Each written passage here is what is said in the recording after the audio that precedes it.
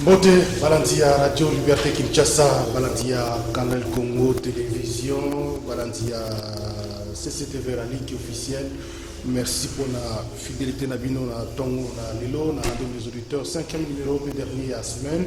Écoutez Nabino pour la 4e émission Nabino émission Nabiso de Kabbalah Makalisi TJD et à Tongo. Le rendez-vous des auditeurs aux Olanda Bisso na Massina na Kimbanseke, on a l'aéroport international Njili, on a parlé de la nation, parlé du peuple, puis on a IGF un peu partout, pour ça, tout ça, on va belé, la primature, puis le col à beauté, puis merci pour la fidélité, Nabino, ma comité de suspension mandataire, certaines entreprises publiques, puis nomination intérimaire, est-ce que ils ont aussi par concertation, quand il y a l'union sacrée, quand il y a le gouvernement ou chaque ministre, comme Azoko Sala na Oyo, milieu ko ipesiye, topi azako outrepassé.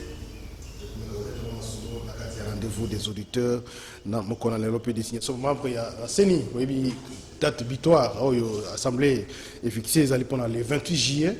Parce chaque composante est certainement s'organiser pour la date pour la désignation sur le plan interne, mais la nouvelle Assemblée nationale va se la Bongo au plus tard le 28 pour la Kozabani Senyoso, on va transmettre pendant Mokonziamboka le 17 août pour la Koluka ko bimisa ordonnance présidentielle.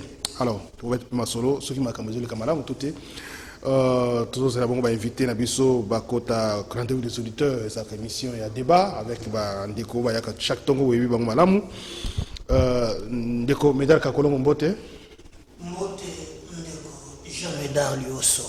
Merci beaucoup Ndeko pour l'invitation. Tous les Ndeko Christian et Mango, tous les paix maître Zoro Babel Moulang. J'espère que Bako rejoindre Bisso dans les minutes qui suivent pour le débat et ça va équilibré comme d'habitude. Alors, bon isoto. Moi, Kolo Asungi, le buffet Sengela Ginazala na rendez-vous des auditeurs, mais oui, sentir dans la exigence nango. Voilà, l'indenge mosus, la mugindenge mosus. Mais que c'est un tienne, minganga papé, si moi qui si ça va, et n'a le faut récupérer. Merci Mingi surtout pour la plaisir, l'invitation au PSI du Sopoté. Rendez-vous des auditeurs, c'est la rendez-vous à Sol. Boni dossier à 4e rue. Non, 4e rue, parquet. Invitation. Bazouzi basala musana banga mebatike biso pe to sala oya biso parce que oyebi na sina biso mbongo nyonso ngana bundela kana etando ikezela katege soki bake kozwa yango babengi ata o medaka oya kozopenda mbute nazwaka ta 100 francs te kasi na boyaka bayeba kokamba bazwaka misolo bakoma bazwi alors que le peuple a kozala mubola ya suka na ibiseki Jean Médard Lioso na salaki une semaine na Kasai oriental précisément na Mbujimayi na kendaki tina kabeya kamwanga mais les conditions nga na monene bato bazokemba. Mais tu vas te poser la question, les millions qu'on détourne à toute impunité na keye sika moko na moni ba to baza incapable ya kosomba mai oyo ba memaka na bido eza 200 francs incapable o combien sika moko moni bato mutozo zanga na lipapa kolati souffrance moko. J'ai vu une femme baza na vélo baza na mwana na mukongo na mabana bazo poussa vélo na kilo tout les missiles, na toni batome. Ni tu magalo kozala combien? Bazo ngango bayanda. Côté ba uti na ngoko la ta olongo na villa. Okeyata na kisanto. Makolo na velo na mwana na si. Tu sais magalo ngo pona combien? 18 000 francs. Merci. Mais quand tu arrives ici, il y a des gens qui amassent des millions. Au nom de quel principe? Ba wo ba koza na milliards. Mais bah imbo kango baza babola. On batté. On dénoncer c'est un problème. Boloko. Bah yiba ka bakota ka boloko te. Et puis le gars ne gamusangai. J'ai fait une semaine, peut-être on yoka ngoto jamais na sali une semaine. Les mêmes jours que ngana ke aéroport ndé ile kwa ni zongi. Et tant qu'on a gagné na zongi na butu, nous madame Mikina Ndako, yango yo batikela kiyo. Ni invitation, ni convocation, mandat de comparution. Bateau, il va terroriser bateau. Il va terroriser bateau. Mais le vrai problème que moi je pose, répondez. Vous ne répondez jamais aux questions qu'on vous pose. Mais les informations à ma possession, pour Nazalaki na l'aéroport Ango et Andili, na kotana na bantomba bisinga no président merci. Les cambo commis musika, awa tozu ba tie maintenant commission en place, ba lobby, ba mécanam ko fandi sa les cambo ya séguise, mbutu eza makasi. Vous voyez? Ce que vous bisinga et pour nga lobby mandat de comparution bandi, faut la gamme aïe. Ondengeza bo président comme mususu foye bayango net Congo Airways avion ya bien compagnie wana d'abord et ça la licence ya ba sud africain bangonde ba do jurer après pas la bango. Il faut vérifier c'est quoi. Mais c'est ça le plus na meki na lo ba ka po na le biteke za vérité te na lobby nde bango ba lobby. J'aurais appris que le Congo Airways et ça la licence ya ba sud africain. Et puis, il y a que même le ministre du Transport, il y a des Cambouan, l'actuel ministre du Transport, il y a des gens qui ont un lac, lac à boya qui peut flouer, c'est là qui n'a qu'à dire. Peu de lobby bande comme il balai, ndé basa na ba pari ya minene kona. Est-ce que c'est vrai? Pour qu'on confirmer, parce que ndé des singay, batangi d'être notre ancien gouverneur, ou zalaki na soki na Tanganyika, est-ce que c'est vrai? On va confirmer. Mais bango balobi. Puisque vous avez pour que enquêter. Soit, et cause à l'Okuta, la vie image à Batouana, soit de cause à la vraie, juste celle de Moussala Yango. Donc, bande comme il y a ma bota, il y a mon cousin, les Kikala, Ndebasa n'a pas yaminene, Congo, tu vois que vous la Kawana, Congo, rien à gâte. Ils ont encore copie à l'ibota. Alors, vous le bandengeni, Bamoussouba qui est la Kamaï, Bamoussouba Salama million. Vous avez comme l'impression que bato bazo diriger mboka na justice bazo sunga bisoté notamment précité atamukete le président même a tué le belango a kalamingi te jiko na goma justice tango to bandaki to monaki bandiko kende malamu ngai na bandaki ko yawo to bandiko ya awo kaka pona biso soki baye na moni liwosowana akotongisa ale kamata mwa 5000 kindira ningaye mandat de comparution baboya na moyi ba escalader mir na ba policier pas bazoyo mais celui qui ba fousoyer économie club d'amis bazomi batela tokolo makambo ba ya ba manager intermédiaire comprendre que clientélisme et sera jeune en beaucoup blague exacte. Donc moi je pense que et tomba tozo bunda les lotés lobité mais ekota kana histoire parce que na nyonso tozo sala. Merci, on est dans ma parenthèse. En attendant, on est comme ça, pour tout le sujet débat ensemble. Nous profiter pour le sujet parce que chaque jour, quand on a une émission, on a un téléphone, on a un message, on a un tel dossier, tel boyer, donc parfois on est obligé de regarder ça comme ça. Mais tant que tu as bisaka, c'est la raté. Bateau bandoki, bandoki. Au Komona, Bakoya, soit qui pas tous les dossiers de l'Ebelakao. On a la signe à l'Obia. Donc ils ont marché parce que qui y a bateau. Moutazo c'est plaqué, bon ouais l'État, 80% est contre la poche. 20% est contre la caisse de l'État. Kolobate, sur le mandat de comparution. Kolobate, tika bango babo mamboka. Kolobate. Balana français na bango misatu bagama nango diffamation, imputation dommageable. Wanambe kushika balale la. Kolobate, tika babo mamboka. C'est inadmissible, jamais d'aller au sol. Et on appelle ça qui chef Maboko. Na ko ebisa yo net oyo zole kana ville province à Kinshasa. Oko benga ngone. Escroquerie d'État. Ozana ministre provincial ya transport. Ma service ils a débordé, l'État, gouvernement a débordé. C'est quoi? Qu'est-ce qui se passe? Ou c'est cas complicité? Bon, c'est un système qui demande beaucoup de temps pour la vie. On a pas français, complicité français. On a lobby, jamais d'art. Monto lobby. Oh, Kobanda Lelo, ngai na lingi tout ça le projet moko ya malam totonga parking alors qu'en amour ce n'est pas population to ko fota yango il faut l'état le partenaire ya tongi ba parking biso to bandi ko fota po besoin de sakambo mais telle escroquerie d'état ministre comment ne mbokos azali ya kimbatsek ngibila tindi akomi ko ya chaque jour 500 francs 1000 francs 500 c'est là da calcul ya ba voiture sur na Kinshasa oyo et pour ceux qui ba kangio et que au fouti kamwani ni wana te amende je vais à combien 100 000 toujours qu'il de 3 ans maintenant papa ata libanga je l'ai suivi sur top Congo yo makambo lo ben ah yo pe chéri mbongo ngo makambo eleka ki ebele to chaka ngona makambo mosusu il a montré qu'il a détourné ça c'est le détournement bazo to ndisay et le côté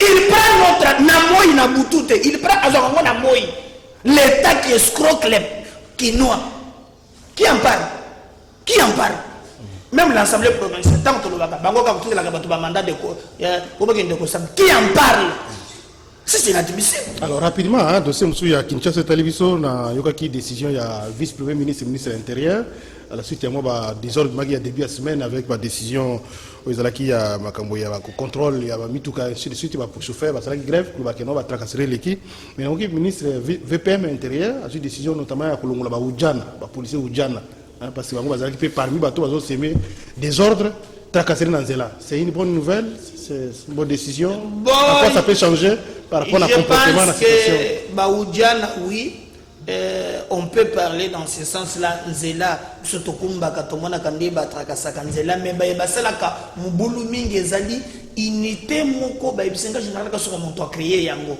o balata ka vers one o balata ka brasserie ya vers one. En tout cas d'après la décision nayoki semble-t-il ba tout bazaki en dehors na ba PCR hein police sécurité solution yango wana solution yango wana po oyo ya banini ya vers one oyo bache wana eza unité moko bayebi code de la route te eza ba créer bango ba beteli bango shida bango nde babandi kotongisa koleka na PCR de fois quand même bayiba ko neto mususu ngana zoya muso bengi aselinga na leka hein mususu na s'engager muso atelemisi ngai donc ba ya vers one bayebi ni code de la route ba pesi bango cop donc ceux qui bangoli ba ujana balonga na bawana ekozala malamu mais lokola merci non a cité quand même na moi likambo ya soko toloto makamba ville ya Kinshasa alingi na yebisa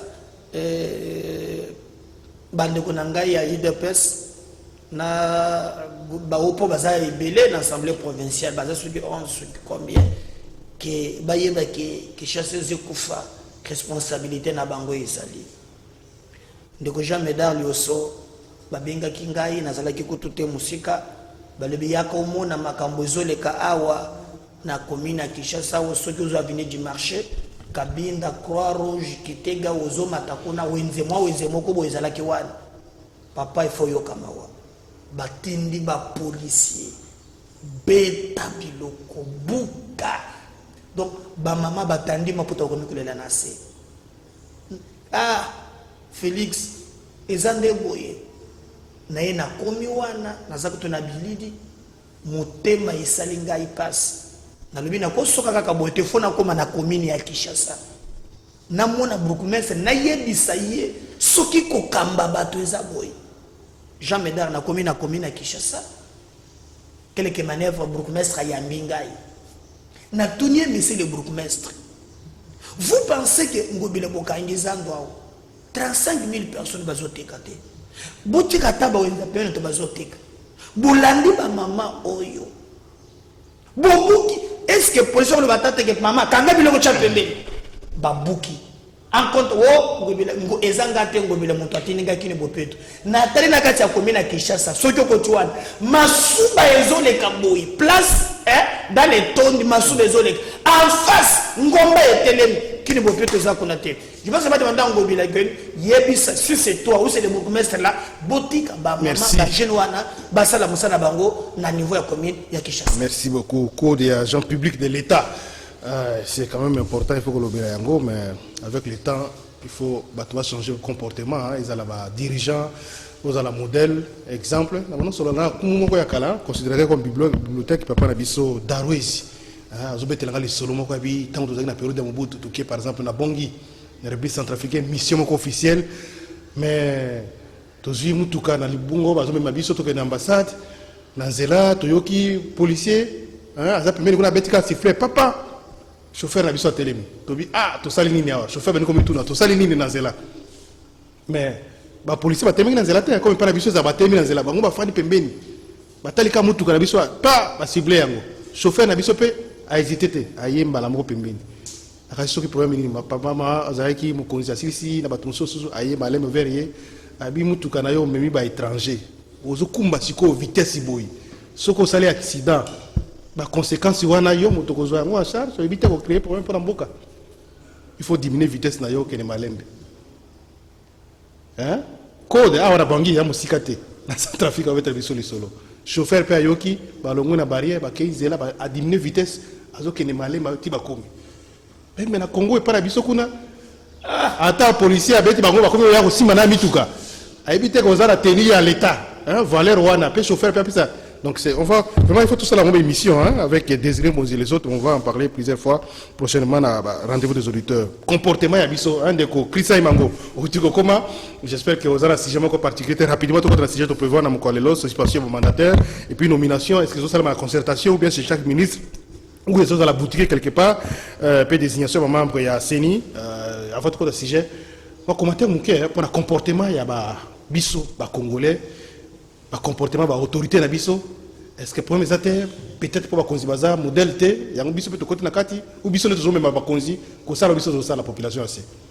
Jean mesdames, merci beaucoup pour l'invitation et la symbole que na téléspectateurs na ba auditeurs nyonso. D'abord ba auditeur ya Ralik TV na ba téléspectateurs ya CCTV au bazo landa biso.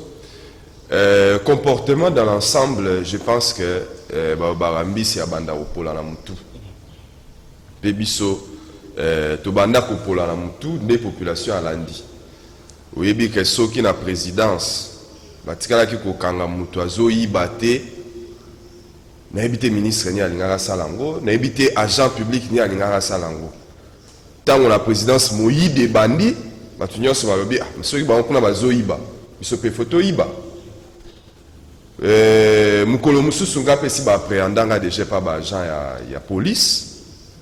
Et tu commis na bureau parce que bango bazaka na makambo so bakoti na soki bakangi yo il faut bakota na mutuka basoya na kuku alopesa bango mbongo bakende bisi bango te toketi na bureau tokoma tina place boko pesa nga quittance d'ailleurs so komi ana okuta bazala même pas la ba quittance eza kututi peut-être PV moko na mais pour ba pesa quittance bokende ofuta na banque ezaka parfois même pas soko sengi ekomi to discuter boy alors nga ko senga na ministre ya ministre Aselo na yebi ba compétence na ye mais ba mesure o eza superficielle. C'est vrai que comment on dit ça, à court terme ça résout quelque chose, mais il faut que na ville ya Kinshasa, il faut que na mboka na biso Congo tous ça appelle un programme où ekozala à long terme.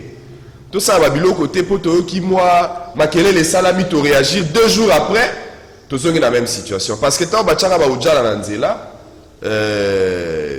commissaire provincial ayaki a betitolo abaki si même susu d'ailleurs tout ça va brigade automobile ceux qui peni noana bango mo ba tambola baka na ba plaque te mais ba karaka batu so ba boni oza la plaque te baladi mutwa oza la plaque te mais comment yo agent de l'ordre aux la plaque bon qui peut tout à mutu bokibi donc nous funa la police dans le bail na moi numéro 42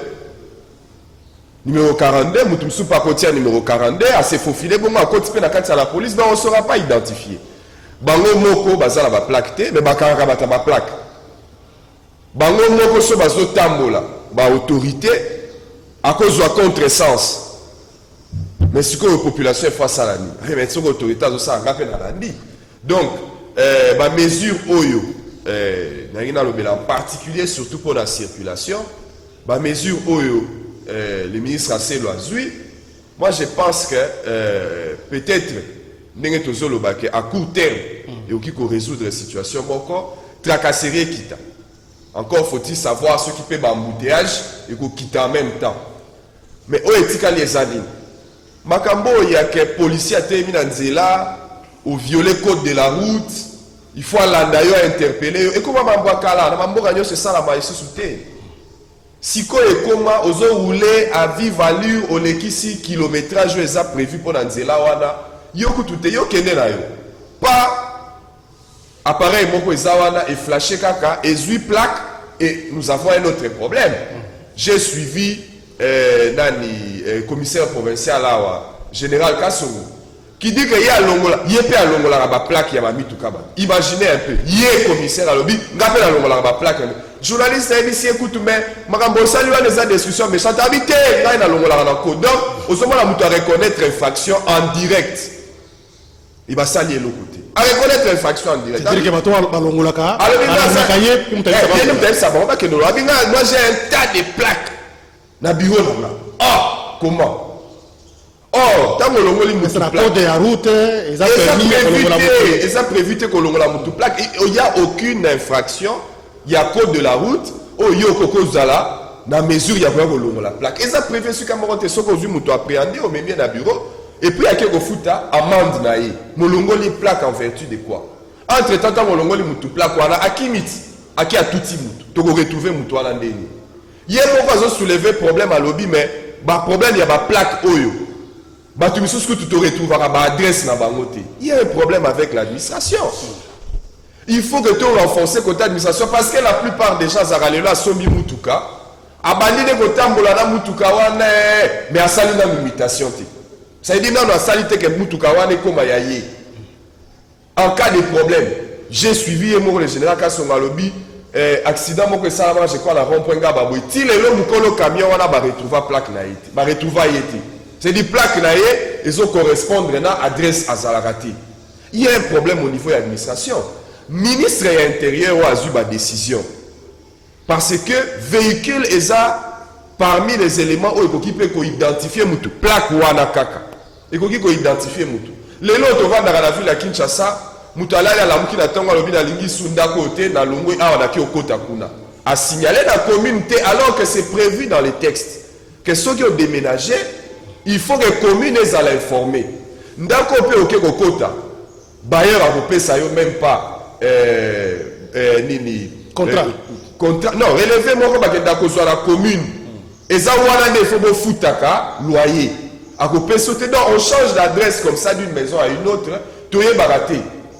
Tout ça, ça veut dire que c'est pour ça que les ministres, c'est ma mesure à lui. Tant mieux, et ça bien à court terme pour résoudre le moko. Mais lobby les mêmes fait que tozo lobby la lelo et que zonga les sous. Ceux qui tozo compte à la mesure en profondeur, ceux qui tozo va d'abord qu'il faut tout le moyen pour renforcer l'administration. Et Mouto Aza le numéro 1 de la territoriale Namboka Congo et Zaye. Mouto a voulu couper ça mitindo et que police lana et Zaye. Alors il faut y que bah policier voilà bah quel système nous pouvons faire bah moyens ali tout tient bah système il y a ma caméra tout renforcer l'administration cela permettra à ceux que ceux qui nous commettre infraction il y a code de la route et ça il faut pas comme à la portière na policier il y a la caméra qui a flashé il faut aussi il y a la vidéo il faut aussi une campagne de sensibilisation permanente hein pour former la population oui parce que pour oui récemment, il y a aussi mais la limite que ça, certainement, c'est le connaît personnel. Na moni na plaque. Mais on a dit, ah, quand ça ça a plaque, il y a ma moto. Mais la moni plaque, il y a moto, j'ai raté, je n'ai même pas photographié ça. Mais la moni plaque, il y a moto. C'est pourquoi plaque, il y a moto et il m'a raté. Pourquoi on ne fait pas ça sur les web? Pourtant, et ça, agent, et ça va décoller sur Toyebi. Mais ce que ça, agent, mon co, baza, cause, il y a un accident. Tous les jours, on a vu la Kinshasa, et ça peut entre autres, donc, Tokyo, ça la campagne de sensibilisation, mais discipline, il faut écouter à Moutounion ce fois l'anda au Mibé pour prévoir. Merci Ndeko Christian. Et Mango, surtout comportement de la police ou les soldats, ceux qui saluent Mbeba, ils peuvent y rater. Même si on a un auditorat, on va rater, on a déjà équipe Morokuna, mais c'était terrible.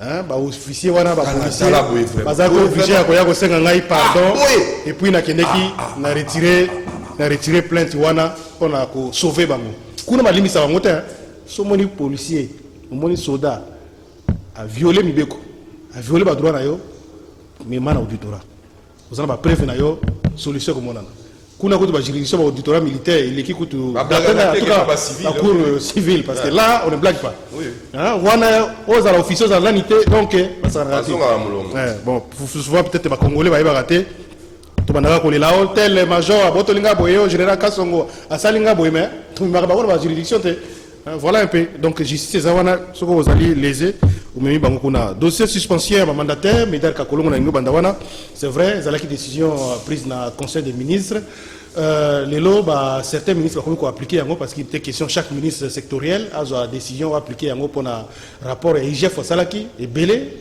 trempé na kati ya makambo etali badétournement ya badonnées publiques présumé détourneur tout ça.